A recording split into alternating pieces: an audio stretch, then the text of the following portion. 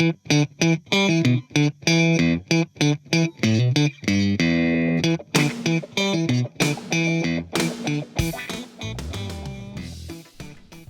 to News Munchies with Ted Corliss. I'm Ted Corliss, coming to you from our studio in Tampa, Florida. When we're not recording in Tampa, Florida, you'll find us recording in Boulder, Colorado, where, trust me, there are plenty of opportunities to research and develop new cannabis products. A few topics coming your way this morning. I want to address some of the issues associated with a new product that appears now in more than or almost 40 states. You can purchase a new product called Delta-8. And I think it's important for a lot of people to understand what this new product is so that they can make informed decisions about whether they want or should not consume it. So let's begin with some very basic botany, if we can. Today, we're going to talk about the issue of a hemp plant versus a traditional cannabis plant. Now, truthfully, hemp is cannabis, but in the marketplace that has been created by the patchwork of details associated with the many states that have legalized cannabis, either for medical reasons that require some form of doctor's opinion, or for many states, including Colorado, not Florida, you can purchase cannabis without a license for recreational purposes. For many people, the use of various oils or concentrates or even flowers, the cannabis plant flowers, provides them some degree of relief from some kind of pain or disorder associated with neurological conditions or inflammation. That's where we seem to see a lot of the cannabinoid research going. But to quote one of my favorite comedians, Louis Black, you have to be careful with CBD because many times the B in CBD stands for bullshit. And so what I'd really want to do right now is address the issue of a cannabinoid that is being extracted not from a traditional cannabis plant, but from a hemp plant. All right, so let's begin with the idea that there are really three species, if you will, of cannabis plants. We have a traditional, the most common being cannabis sativa, that really was evolving in the Southern California, northern Mexico area of the United States. That the area where you find well-drained soils at a particular altitude. Cannabis plants can be very rugged, and they can handle a very rugged environment. In fact, they know that plants that are grown outside have a defense mechanism that requires them to become even more robust as they have access issues with water or sun.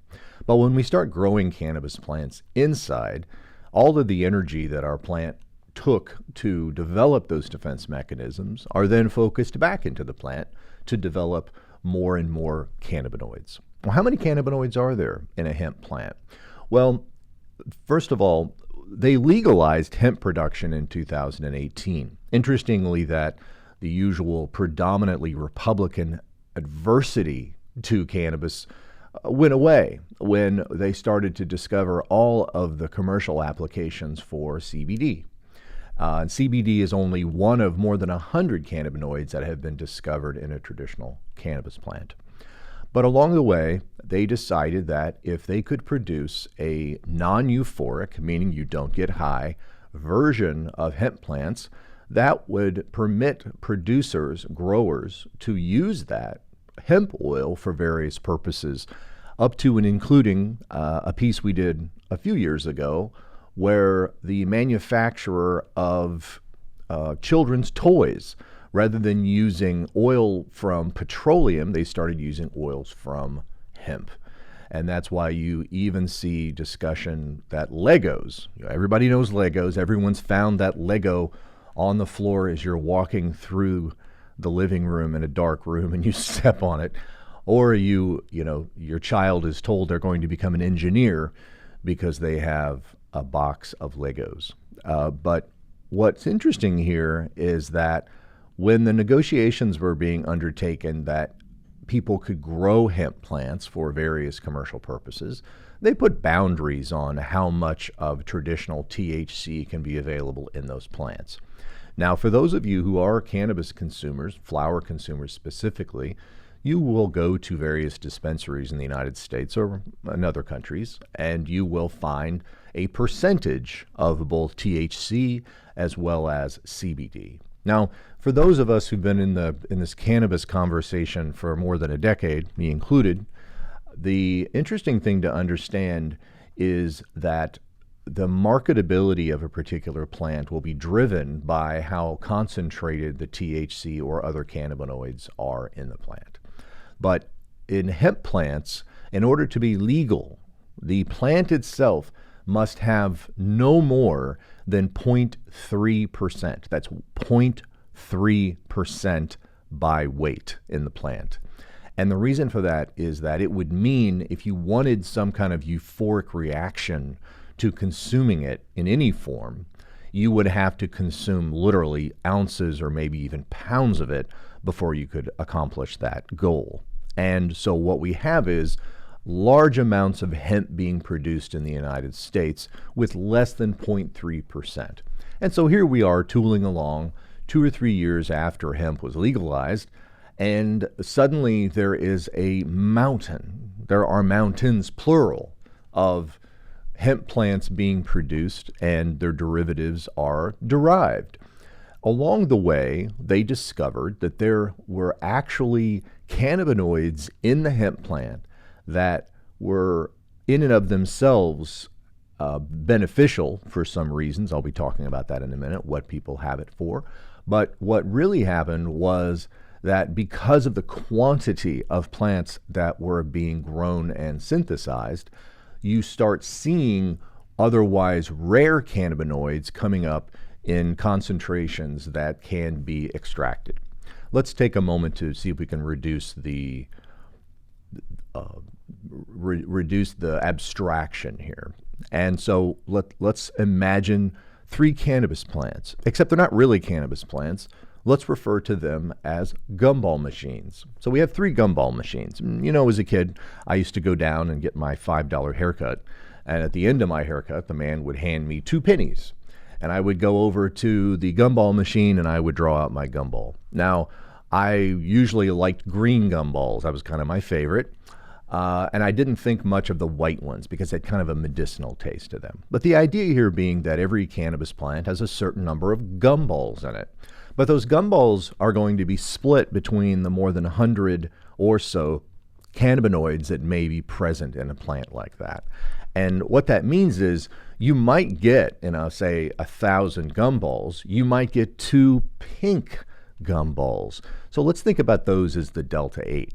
And so if I were to be like King Kong and eat the whole thing of gumballs, I'm probably not going to notice that there are those 2 pink gumballs in there because they're essentially absorbed into the rest of the plant. But what if we generate more and more plants, and every time we find a couple of pink gumballs, we reach in, and we can do this now chemically, we can reach in and move those pink gumballs over to a pile over here, or put them in a container over here. And we just keep doing that. We keep generating tons and tons of hemp that's being used for paper, it's being used for concrete, it's being used for oils that are substituting for petroleum, but they don't have all of the negative side effects associated with petroleum. Now you have this quantity of pink gumballs. Now we're going to call those pink gumballs Delta-8. Now, have we ever heard of Delta-8 before? Well, you've probably heard of Delta-9, which is Delta-9 tetrahydrocannabinol, or commonly referred to as THC. That's the THC that people consume specifically to get some form of euphoric reaction or other kind of physical response to it. Now, remember that cannabis is a Schedule I drug under the DEA guidelines. You cannot manufacture it under federal law. Even to this day, the dozens of states that have somewhat legal cannabis, you cannot manufacture or extract THC, and you cannot ship it in the mail. because it's an illegal drug. Now, in this situation, Delta-8, not Delta-9, which is what we commonly know as THC, Delta-8 can be moved around through the mails because there is no specific DEA guideline addressing the scheduling of Delta-8. Means it's legal and can be mailed. That's a big deal for those individuals that are in the cannabis market. How are you to produce a successful business plan on a consumer product if you're not allowed to mail it? And obviously, the other benefit being obviously that if you are able to establish a network of individuals that want to buy your mail-in plants, you don't necessarily have to be in one state versus the other. Now, Delta-8 is not illegal under the DEA guidelines because the DEA guidelines, the closest you can get to making it illegal is a suggestion that any synthetically formed cannabinoid from the plant is equally as illegal as Delta-9. But here, it's not a synthetic product. It's just really damn rare. But it's not so rare if you notice that there are CBD growers and manufacturers popping up all over the world.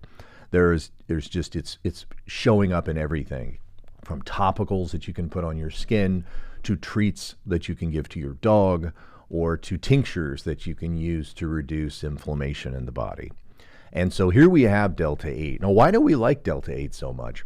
Well, one of the things that we like about Delta-8 is that of all of the cannabinoids, it turns out that if you consume Delta-8 by itself in high enough concentrations, it is considered one of the most sedating, sleepy of the cannabinoids.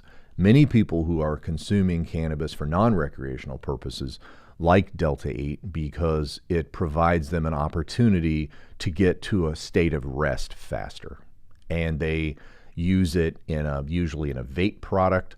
And the reason for that is that it doesn't really work in an herbal product, the plant kind of material. And that's going to be relevant when I talk to you in a minute about how to find it and how to consume it. But for the most part, if you're consuming a plant, you're back to my gumballs. You're back to the gumball machine that only has 2 pink gumballs in it. And it's very questionable as to whether or not there are any Delta-8 plants currently on the market, either in, especially if we looked at even the real, the really big producers of either traditional cannabis or hemp, looking at states that have been in the business for a while, like California, Colorado, Washington State. You're not seeing any heavy move to regulate Delta-8 because they are more focused on moving the ball towards federally legal cannabis. But when we take a look at Delta-8, where do you find it?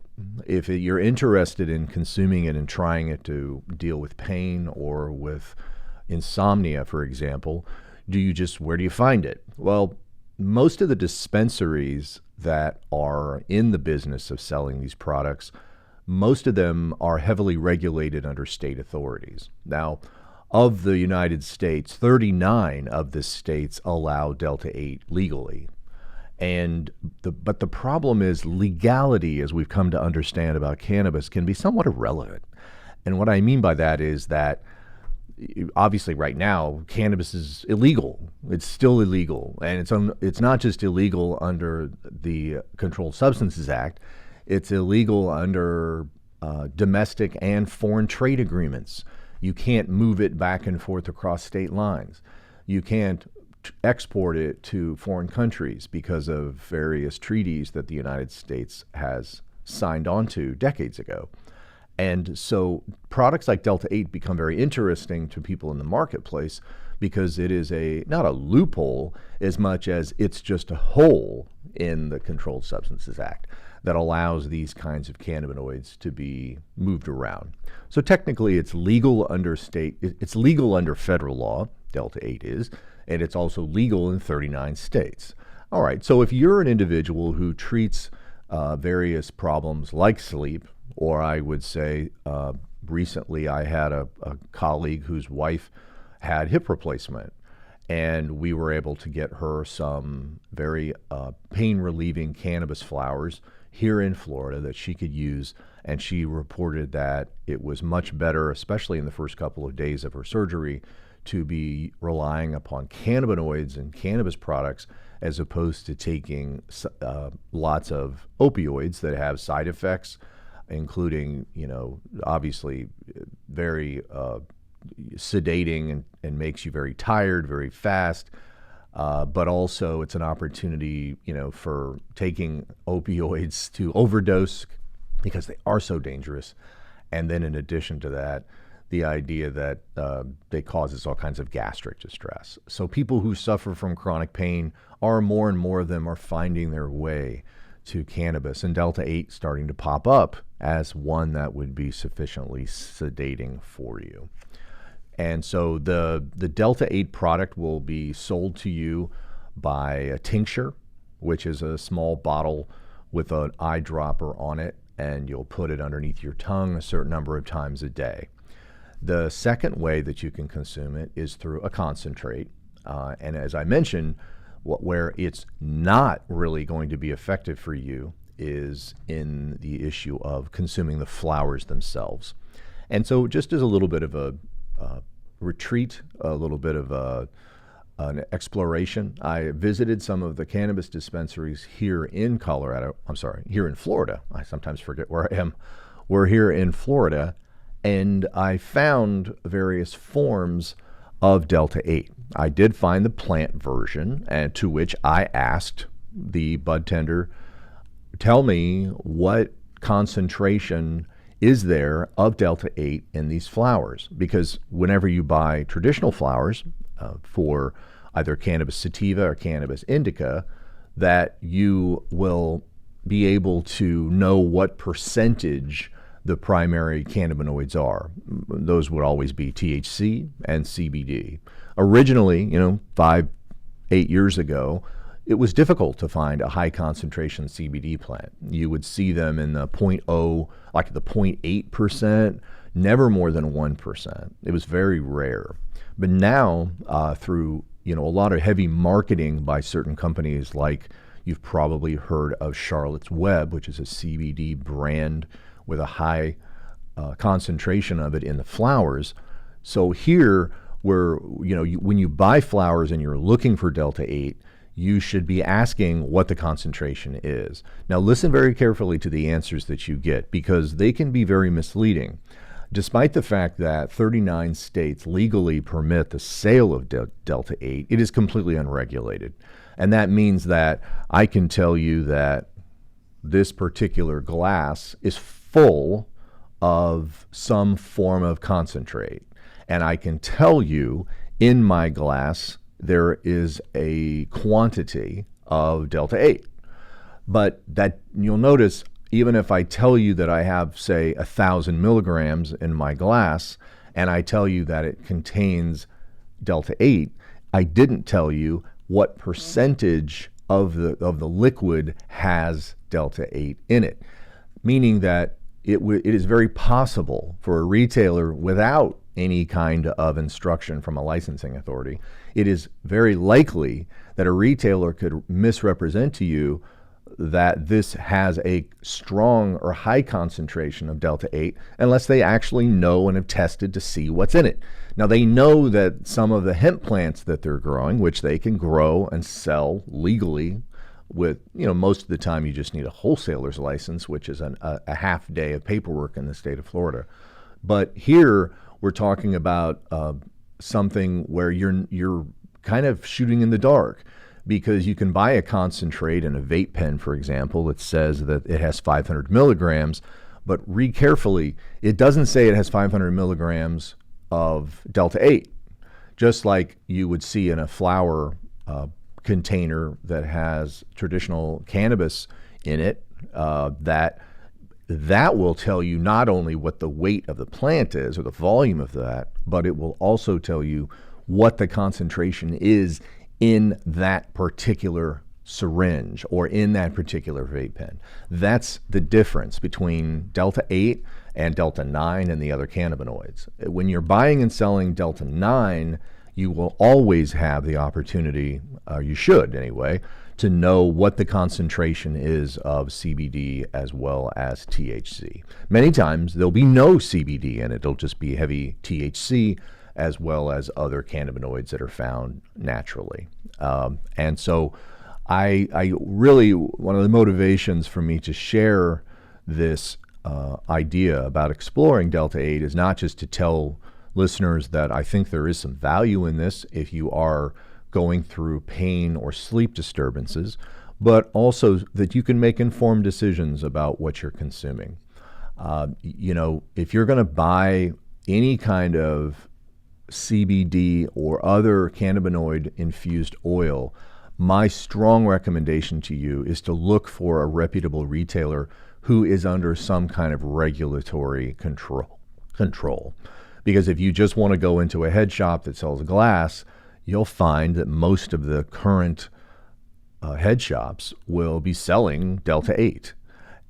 But when you start asking questions about what you're really buying, you're not going to get real accurate information. And I speak to that issue with my own personal experience over these last couple of weeks. I don't believe that many of the bud tenders that we're encountering now, and even very well run, very successful dispensaries, are necessarily up on what is up with Delta-8. And so I think you're going to see that at some point in the future, I don't think it will be in the immediate future, that Delta-8 and some of the other cannabinoids are going to be put on the table to be examined. And they're going to have to deal with this issue of the drug schedule that says that synthetic forms of cannabis are equally illegal. You've seen this garbage that they sell in head shops that people consume that has, salvia divorum and these, it's so-called synthetic pot, as people call it. Stay away from that garbage.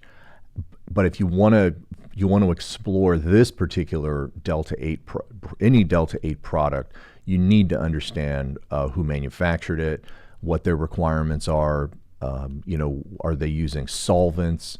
What? But right now, there is such a roadblock in the legislation of new cannabis rules and regulations on the federal government that things like Delta-8 are kind of hanging in the wings until there's really an honest conversation in this country about what we are doing and what our plan is for the future of cannabis and people in the United States who consume it.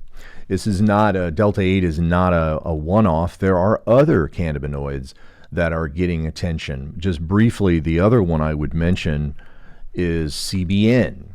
And that's cannabinol. Cannabinol is CBN. And the thing you should know about that is that cannabinol does not actually exist in nature. The idea is that they take a THC molecule, they expose it to certain electrochemical changes, and it creates a new cannabinoid that doesn't actually exist in nature. There's also other cannabinoids, many named, some not, CBG, CBH. All of these different cannabinoids are created by the dynamic nature of the plant and equally the dynamic nature of the marketplace. Having visited cannabis dispensaries all over the United States and even spending some time in Holland, I can tell you that there is no more dynamic enterprise than the cannabis industry right now, because the amount of money, the young age of the marketplace, and the continued effort to legalize this opens up opportunities to explore some interesting ideas. But to understand cannabinoids even better is to understand that they react with each other, meaning the cannabinoid, if there's 112 cannabinoids, there might be more, that one or two of those may actually be interacting to create a third that would not in and of itself ever appear in a plant. And so as we continue to explore this beloved plant, when we continue to create literally tons of it, like what has happened with hemp, we're going to continue to see opportunities for the exploration of new applications of cannabis, both chemically or functionally, meaning that different uses for it as medicine, but also different forms of it for use as for construction or for nutritional supplements, things like that. And so today was an interesting day in organic chemistry, and I hope it answered some of the questions that you have about this particular product, this particular derivative, Delta-8. But I also hope that it's provided you an understanding as to how the legalization right now, this very simple rule that says that hemp can't be more than 0.3%, in and of itself created an opportunity for new applications that maybe had not been expected. But at the same time, knowledge and opportunity creates responsibility. And so that if we are going to permit products like this to be sold, it would be wise for the industry to get together and come up with some rules to regulate it. And that, of course, would mean that the federal government's going to be interested in what we're all up to. And so we're going to continue to report to you on things like this. We have a very positive cannabis message, very forward-thinking message about cannabis, and we've been here for a long time, and a lot of people are coming along with us. And so make sure to check out our website for more information about these kinds of products and share your ideas with us. Again, welcome to News Munchies, and I'm Ted Corliss. Be well.